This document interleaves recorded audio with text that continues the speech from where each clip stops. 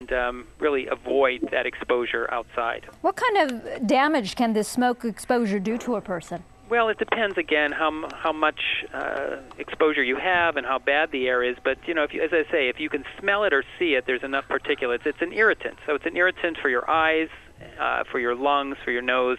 And again, people that have respiratory or chronic illnesses or asthma are going to be affected a lot more. Not a good day for folks to be outside exercising. No, not at all. And we've talked to some schools also to see if the kids could stay in instead of going into recess outside. All right. May take a while for this to blow out as well. Well, we thank you for joining us, Marty Fendersheim with the Santa Clara County Office of Public Health this morning. There is a number for people to call with questions or concerns in Santa Clara County. It's on your screen right now. 408-885-3980. Now, the fire season did arrive early in the Bay Area, and crews in all 9 Bay Area counties are stepping up their preparedness. Marin County Fire called seasonal staff a month early, and yesterday it canceled days off. Gusty winds, 2 seasons of low rainfall, higher than normal temperatures, and of course dry brush have all created the perfect conditions for fire. I mean, the hillsides are not green anymore, they're brown. And those are the light flashy fuels that can go on.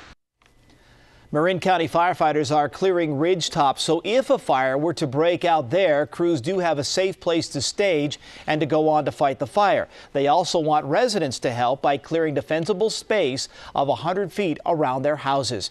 Of course, stay with NBC 11 for continuing coverage of the Summit wildfire.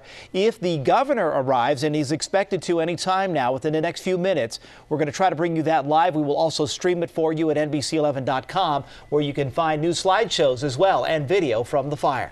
AAA says a lot of people are changing their travel plans this Memorial Day. Business reporter Scott McGrew is here with a look at how much you'll be paying at the tank. Laura, for the first time, when you look at average prices, wherever you fill up in the Bay Area, you're going to pay better than $4. Now, obviously, your neighborhood gas station could pay even more, but Oakland, on average, $4.01 this morning. San Francisco, $4.06.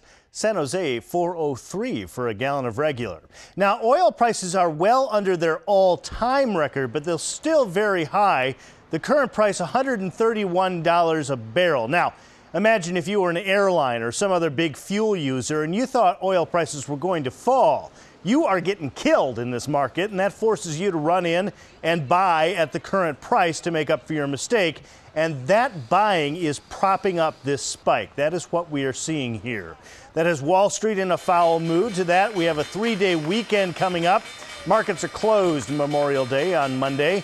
Historically, investors sell for a long period before that long period where there is no trading because they just don't know what they're getting into, and the Dow Industrials have been lower all morning. Brent and Laura? All right, thank you very much. Tough times for folks trying to fill up the tank. Definitely. Now, we mentioned that the governor is expected to speak any moment now. We have a live picture for you at the command center at Christmas Hill Park in Gilroy this morning. They are standing by. We understand he has arrived, but he is not ready to speak yet. We're following that. We'll bring it for you right after the break. Also, if you're traveling this weekend, you may pack a few snacks. We'll take a look at some healthy alternatives that you can take with you. And the new challenge to overturn the recent decision in San Francisco and California on gay marriage.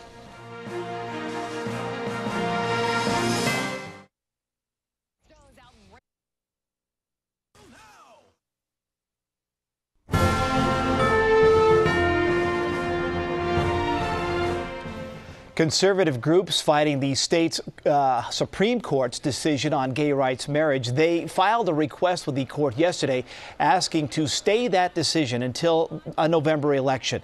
The Alliance Defense Fund hopes for a measure on the ballot that would amend the state's constitution to ban gay marriage. That amendment could overturn the justice's ruling.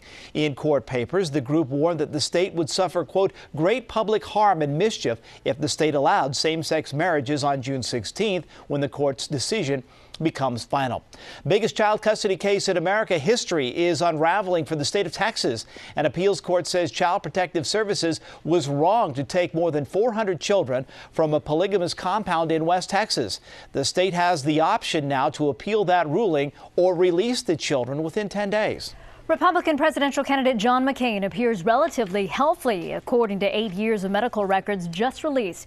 McCain appears cancer-free, has a strong heart, and is in good shape. The records also show the 72-year-old candidate gets regular checkups, has good blood pressure, and takes a cholesterol-lowering drug. The only areas of concern are degenerative arthritis and the possibility of a reoccurrence of melanoma, which he has already beaten 4 times. Meanwhile, Barack Obama tapped his friend and former Fannie Mae chief Jim Johnson to jumpstart his search for running mates. Johnson has worked for several Democratic campaigns over the years. Obama's short list is expected to include Hillary Clinton, John Edwards, New Mexico Governor Bill Richardson, and anti-war Republican Senator Chuck Hagel. The top secret search is the latest sign the general election campaign is well underway, and Obama thinks the primary race against Hillary Clinton is over. We're going to be right back as we continue to monitor the summit fire this morning. Governor Schwarzenegger has arrived in the Santa Cruz Mountains. We should hear from him shortly. Weather Plus meteorologist Craig Herrera. There's a live shot Chopper 11 up over the summit wildfire. We'll give you the conditions and a look at the Memorial Day forecast coming up in just a bit.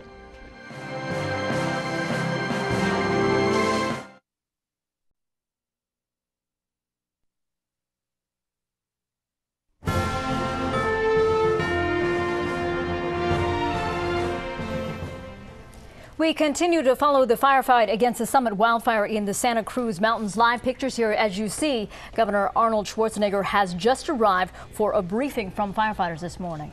And as we know, he was in the Bay Area yesterday with Senator John McCain, but took time out of that event to congratulate and commend the firefighters for all of their hard work yesterday and so far in this fire. He also made a big step yesterday in declaring a state of emergency, which of course will free up state resources and state money and perhaps even pave the way for federal assistance as this area begins to recover later on down the road. And about 1,400 homes are evacuated so far. Luckily, no one's been hurt, but 12 buildings have burned down. 10 of those are homes this morning. Want to see if we can listen in to see what they're filling him in on. Structures in the area along the county line here between Santa Clara, Santa Cruz counties, along Summit Road. Also the community of Corralitos down in here. Many roads into this area with scattered residences, so the infrastructure, the residents of the area were in danger also.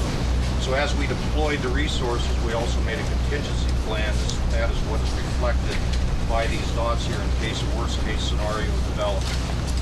We have lost some structures, obviously. The good news is that the original objectives that were set approximately 8 o'clock yesterday morning have pretty much held. The fire cell for staff. Let me ask you something. Yes, I've heard that the northern part had challenges with the wind. Tremendous wind, kind of like last year's fire. The wind and the dry areas made it a little challenging. Yes, that's correct. The winds again were 30 to 40 miles an hour at the ridge top, very extreme. In fact, I've heard today of an estimated gust in excess of 50 miles per hour yesterday. Also, the relative humidities were very low. Also, if you look at just how broken the terrain of the wind would eddy and switch directions, very difficult. All right, as I continue to brief the governor there, you heard him briefly ask about the weather conditions. We're going to continue to follow this on the web, NBC11.com, where we will stream it live for you. Yeah, so you can continue to watch that. We're waiting for the governor. It sounds like right now he's just going to get briefed on the situation. But they did mention the weather. Mm-hmm. They did mention the wind. That is a big concern. And, and it changed today. And Craig Herrera's got the latest on that. Yeah, absolutely. Yesterday the winds were coming at us from the north. Today they're switching around, coming out of the south and southwest. Here's a graphic to illustrate what we have. You notice all the white on there. That's the fog bank at about 2,400 feet. The winds coming out of the southeast at this hour, 10 to 20 miles per hour. A lot different from yesterday. So yes, we do have some wind, but not as gusty as yesterday. Recall yesterday we had those gusts at 50 miles per hour.